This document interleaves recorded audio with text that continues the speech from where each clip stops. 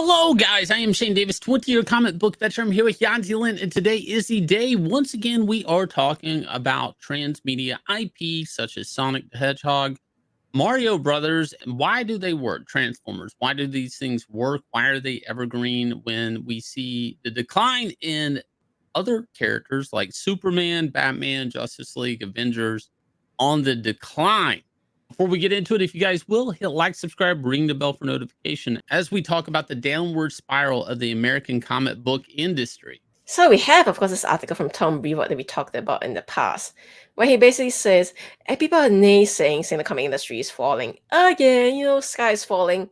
But we've been hearing them saying it's been dying since the 1930s. So obviously that they're saying it now, it doesn't mean a thing.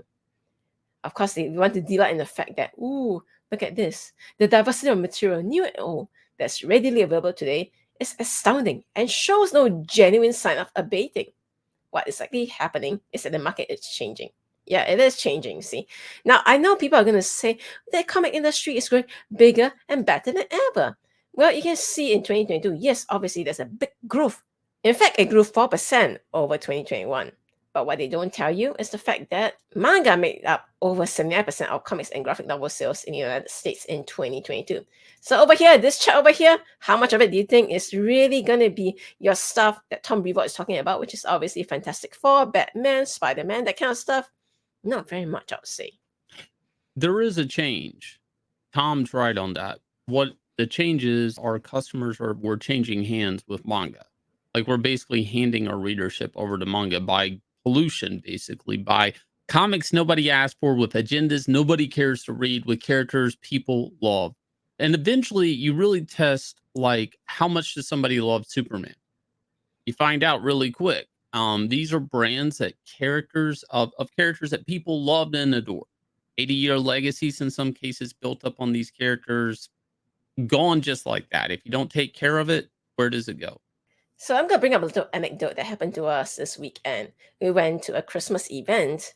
And at the Christmas event, I saw a lot of little kids, we're talking about, 6 to 8 years old or even younger, running around wearing Naruto apparel.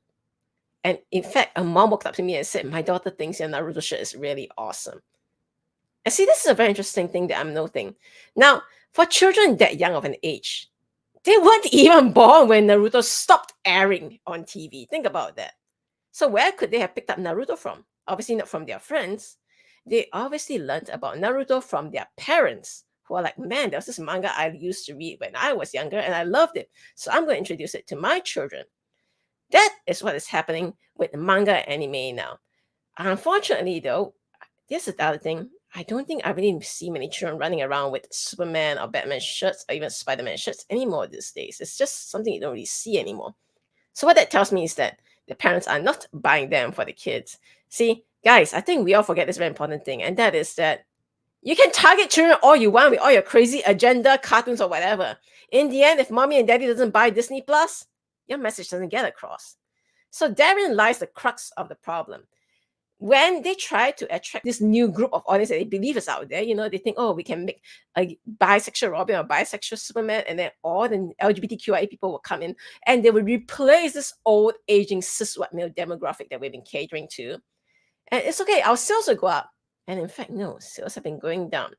What you guys don't realize is that the cis white male that you hate so much, they're the ones that are bringing their children into your store, buying their books, and at the same time showing little Timmy, hey, look, here's a copy of Captain America. I used to read it when I was your age. You should read it too.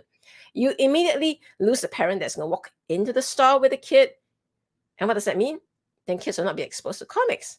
The comics that you see kids being exposed to in the bookstores and Target are the so-called the YA versions, the sanitized versions of maybe Hulk or Captain America whatsoever.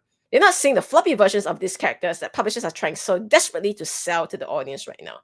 So, guys, I hate to say it. You lose the parents, you lose the children. This is a very fundamental thing that unfortunately the Western entertainment world is losing sight of.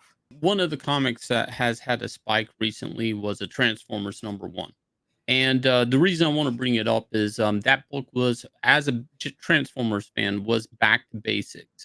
There wasn't like any propaganda thrown at me. There wasn't any new Transformer with pronouns or anything like that thrown at me in the first issue.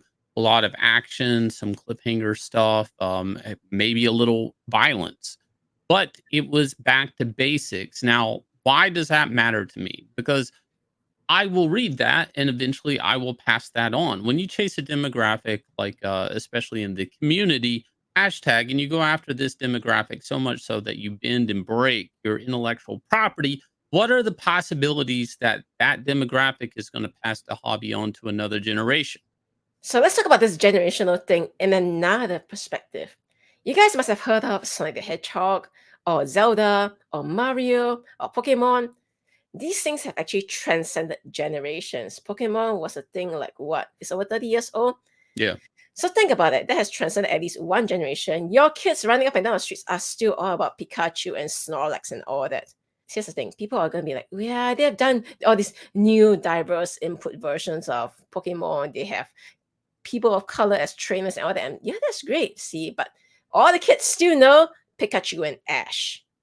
Same thing with Sonic. They came up with all the new versions of Sonic the Hedgehog, all the different games across different systems. Eventually, the new Sonic live actions, right?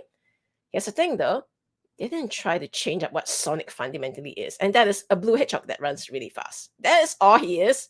You don't need to say, well, he needs a sad backstory, or he needs to represent and wear pins for whatever community and all that. Another example is Mario. Mario is very old, like black and white Mhm. old. Think about that.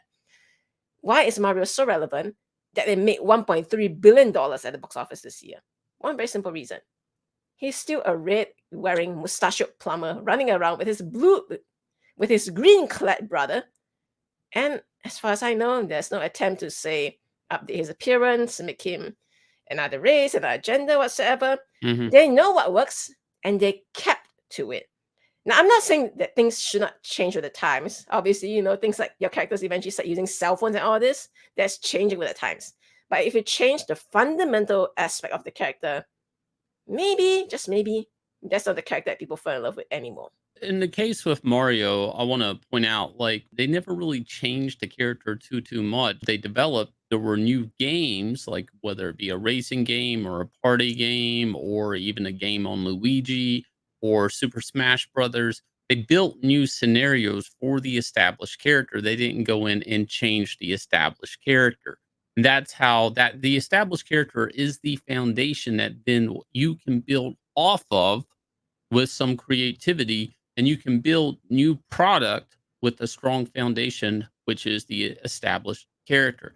This is something Marvel and DC forgotten. They are no longer building off of Bruce Wayne Batman or Clark Kent Superman. Now they're going in and trying to play with identity politics, change the sexuality of characters like Tim Drake Robin, or make a bisexual Superman. These are problems that will take customers out, that will disavow customers, and people walk away. And once a customer walks away, it's a lot harder to get them to come back. Without a customer being there and without a customer coming back to the intellectual property, how are you going to pass that on to a new generation? Well, you chase the new audience. And again, this is like a bird in the hand's worth two in the bush. And basically, this is what American comics has been doing since around 2015 with All New, All Different at Marvel, looking for a new demographic while ignoring the customer they have. Now, the customer they have could potentially pass on the hobby to a new customer, which would be their children. Think about it. You guys will hit like, subscribe, ring the bell for notification. Also, Axcend Level Up is up and funding right now, $103,000. If you guys will, please go check this out on Nine Lives Comics or Indiegogo. I'll leave you guys with a trailer for Axcend. I dream of a world carefully crafted, beautifully flawed. This is Axcend. In this game of life, there is one thing that determines a victor. A player's ability to grow. A player's ability to evolve. A player's ability to survive. My name is Dog. Choose to play. Choose to upgrade. Choose to level up. Choose to Axcend.